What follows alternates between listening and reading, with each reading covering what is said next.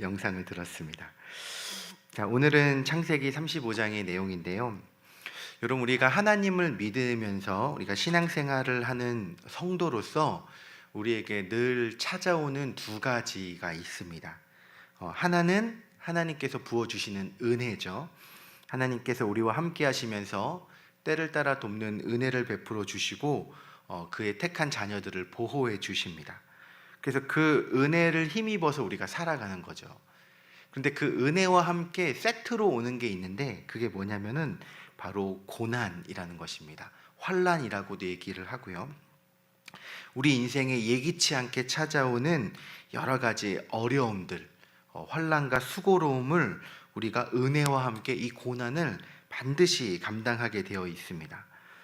그래서 이게 어찌 보면은 하나님이 참 균형을 맞추신 게, 하나님 주신 은혜를 가지고 고난의 때를 잘 감당해 가는 것도 있고요. 고난을 통해서 우리가 교만해지지 않고 다시금 하나님 앞에서 더 성숙하게 나아갈 수 있도록 해주는 여러 의미들이 있기는 합니다.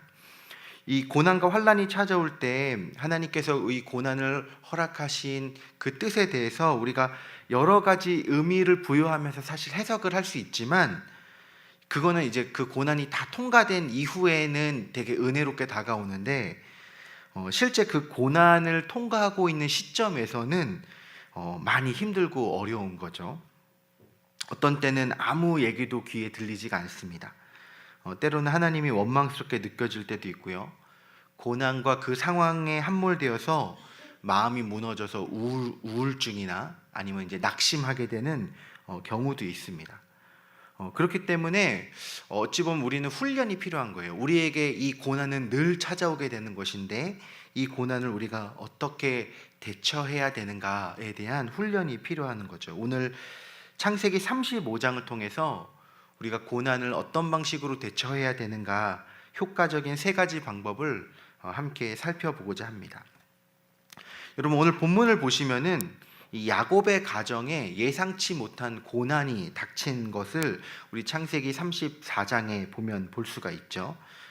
그 딸 디나가 세겜 지역에서 추장이었던 하몰의 아들에게 성폭력을 당하고, 이에 대해서 이제 결혼을 요구하는 그 상황 가운데 그 오빠들이 너랑 결혼을 하려면은 할례를 받아야 돼라고 얘기를 해서 할례를 받고 움직이지 못할 때 레위와 시므온이 다가가가지고 그 성읍의 모든 남자들을 다 죽이는 그런 일들을 감당을 했습니다. 이를 통해서 야곱이 자식들을 막 혼내죠. 왜냐하면은 지금 이 야곱의 가정은 어찌 보면 이 가나안 땅에서 보면 이방인에 불과한데, 이제 저들을 저렇게 학살을 하고 나서 그들과 가까운 수많은 이제 가나안의 다른 사람들이 이 보복을 하고, 그렇게 보복을 하게 되면 야곱의 가정이 죽게 될 것이, 다 망하게 될 것이 너무나 분명하기 때문에 어찌 보면 이제 안전에 심각한 위협을 느끼게 된 상황입니다.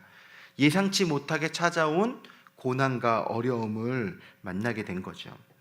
자, 이때 이 야곱의 가정이 어떤 방식으로 이 고난을 감당해 갔는가, 오늘 세 가지 핵심 단어를 좀 기억했으면 좋겠는데요. 첫 번째는 무엇이냐면 기억하다라는 단어입니다. remember라는 단어예요. 고난을 잘 대처하기 위해서는요, 우선 잘 기억해야 됩니다. 무엇을 기억해야 되냐면 하나님이 어떤 분이신지를 잘 기억해야 된다는 거죠. 오늘 고난 속에 있는 야곱에게 하나님께서 35장 1절에 보면은 명령을 하십니다. 일어나서 베델로 올라가서 형 에서의 낯을 피하여 도망하던 때에 내게 나타났던 하나님께 제단을 쌓아라 라고 얘기합니다. 그러니까 지금 표현이 매우 구체적이에요. 베델로 가서 제단을 쌓아라가 아니라 형 에서의 낯을 피하여 도망하던 때에 내게 나타났던 하나님이죠. 그러니까 그 하나님을 기억하라는 거예요.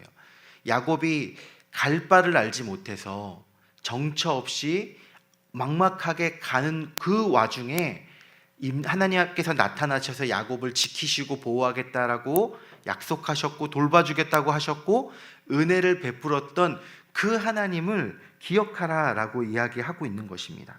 하나님이 어떤 분이신지를 기억하는 게 매우 중요하죠. 그래서 3절에 보면은 야곱이 이렇게 이야기를 합니다. 우리가 일어나 베델로 올라가자 내 환난 날에 내게 응답하시며 내가 가는 길에서 나와 함께 하신 하나님께 내가 거기서 예배를 드리겠다.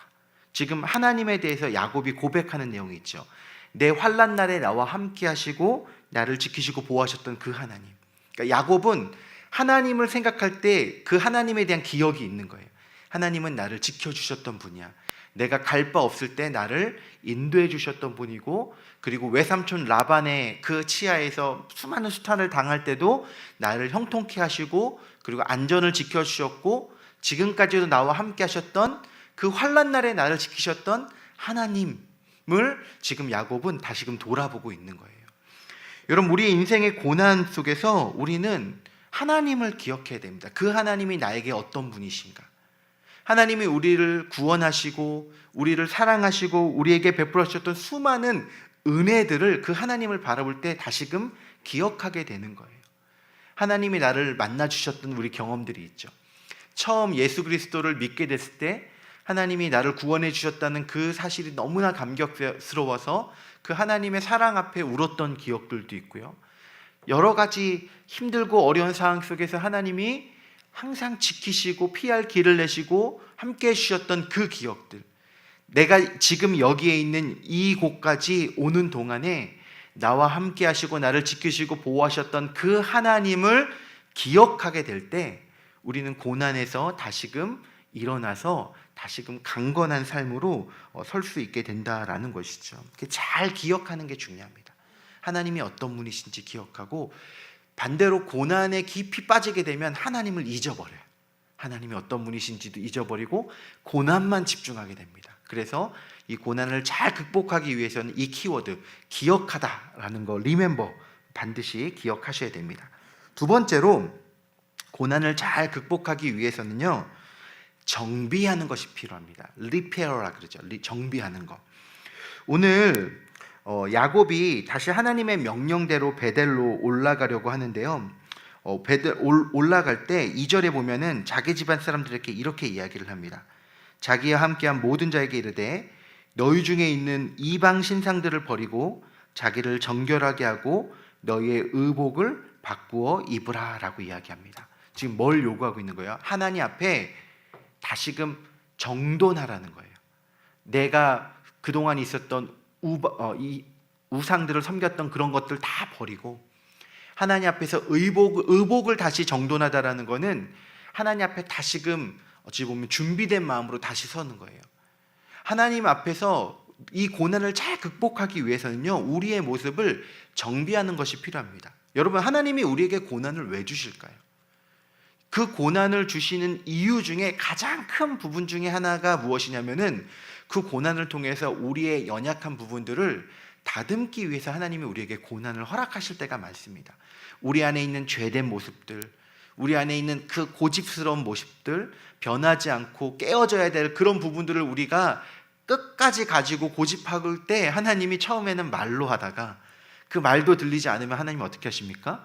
회초리를 드시고 때리시는 거예요. 그 고난 속에서 나의 모습을 돌아보며 내가 어떤 잘못을 갖고 있었는지, 내가 어떤 부분에 연약함이 있었는지, 나의 모습이 어떠했는지를 고난을 통해서 다시금 돌아보도록 하기 위해서 하나님 고난을 주신 거죠. 그래서 이 고난을 잘 극복하기 위해서는요, 나의 모습을 돌아보며 그것들을 정비하는 것, 다시 회복하고 수선하고 회개하며 하나님 앞에서 나를 다듬는 과정이 필요하다라는 것입니다. 여러분, 그래서 우리의 모습을 봐야 돼요. 그리고 내가 혼자 볼 때는 잘 안 보일 수 있거든요. 나를 사랑하며 아끼는 주변 사람들이 나에게 해주는 조언들을 잘 살펴봐야 됩니다. 특별히 하나님의 말씀 앞에서 나를 살펴봐야 돼요. 하나님의 말씀 앞에서 내가 그 말씀대로 순종하고 있는가? 하나님의 말씀 앞에서 내가 그 앞에 순종하지 못하고 여전히 내 욕망 가운데 고집스럽게 이렇게 붙들고 있었던 부분은 없는가를 내 자신을 살펴보며 다시금 정비할 때 우리의 고난의 문제를 우리가 잘 극복할 수 있게 된다라는 것이죠. 자, 세 번째로 우리가 기억해야 될 것은 무엇이냐면은 돌아가야 된다라는 것입니다. 리턴이죠, 리턴. 우리 9절 말씀에 보면은 야곱이 밧담 아람에서 돌아오매. 이 돌아온 곳은 어디입니까? 베델로 돌아온 거예요. 그리고 이 베델은 어떤 곳입니까? 하나님을 만나서 하나님께 예배를 드렸던 예배의 자리, 하나님의 임재를 경험했던 자리로 돌아올 때 그곳에서 하나님을 경험하게 됐죠. 여러분, 그러니까 엄밀히 말하면 하나님을 만나는 자리, 예배의 자리로 돌아가야 한다라는 것입니다. 고난과 어려움을 만나게 될 때 그 고난의 현장 속에서 있어야 되는 것이 아니라 하나님을 만날 수 있는 예배의 자리에 힘써 찾아가야 되는 거예요. 그 예배의 자리에서 우리는 무엇을 만나게 되는 것입니까? 하나님의 임재를 경험하게 됩니다. 오늘 9절에 보면은 그 돌아옴에 하나님이 다시 야곱에게 나타났다라고 얘기하고 있죠. 하나님이 야곱에게 나타나셔서 무엇을 회복시켜 주시냐면은 복도 주시고요, 다시금 사명도 부어 주시고요, 약속도 기억하게 해주시면서 그가 다시금 그 고난을 능히 감당할 수 있는 온전한 믿음으로 하나님이 세워주시는 것들을 볼 수가 있습니다. 여러분, 우리의 고난 가운데 우리 그래서 힘써 어디를 가야 되냐면 하나님을 만날 수 있는 자리로 가야 돼요. 예배의 자리에 가야 되고요, 기도의 자리에 가야 되고요, 하나님 앞에 엎드려 하나님의 사명을 다시금 기억하고 하나님의 약속을 기억하고 하나님의 복 주실 수 있는 그 자리로 우리가 힘써 찾아가야 되는 것입니다. 다시 말하면 어찌 보면 원리가 똑같아요. 하나님을 기억하는 것, 하나님 앞에서 우리의 삶의 모습, 우리의 모습을 회개하며 재정비하는 것, 그리고 하나님을 만나는 하나님의 임재를 경험하는 예배의 자리에 가는 것, 결국 어디 앞에 가는 것입니까? 하나님 앞에 다시 가는 것만이 우리가 고난을 극복하며 이길 수 있는 유일한 길이라는 것입니다. 말씀을 마무리하겠습니다. 사랑하는 성도 여러분, 우리 인생에 정말로 우리가 원하든 원하지 않든 여러 방면으로 많은 고난의 모습들을 우리가 만나게 됩니다. 때로는 그 고난이 너무나 힘들고 우리를 낙심시키고 지치게 하고 그럴 수도 있어요. 하지만 그 고난을 통해서 하나님이 우리를 또한 회복시키시거든요. 그 고난을 통해서 우리를 보석처럼 연단하시거든요. 우리 욥의 고난을 볼 때 욥의 고난을 통해서 내가 정금같이 나오게 되리라 라는 그 고백을 욥이 하지 않았습니까? 우리에게 지금 현실에 있는 고난과 어려움으로 정말 고통 중에 있는 분이 계실지도 모르겠습니다. 터널이 보이지 않아서, 그 끝이 보이지 않아서 하나님 도대체 언제까지입니까? 라며 안타깝게 하나님 앞에 울부짖는 분이 계실지도 모르겠습니다. 하지만 그때 우리의 모습을 돌아보며 다시금 하나님을 기억하고 하나님 앞에 우리의 모습을 회개하고 예배의 자리로 나아가 주님을 만나며 그 주님과 함께 동행할 때 선하신 하나님께서 우리의 모든 고난 가운데 피할 길을 내시고 또한 우리의 삶을 회복시키시고 또한 우리에게 새로운 삶을 열어주실 줄 믿습니다. 그 하나님을 만나고 경험하며 주님 앞에 담대히 나아가는 저와 여러분들 되시기를 주님의 이름으로 축원합니다. 이 시간 우리 말씀을 생각하면서 우리 함께 기도할 때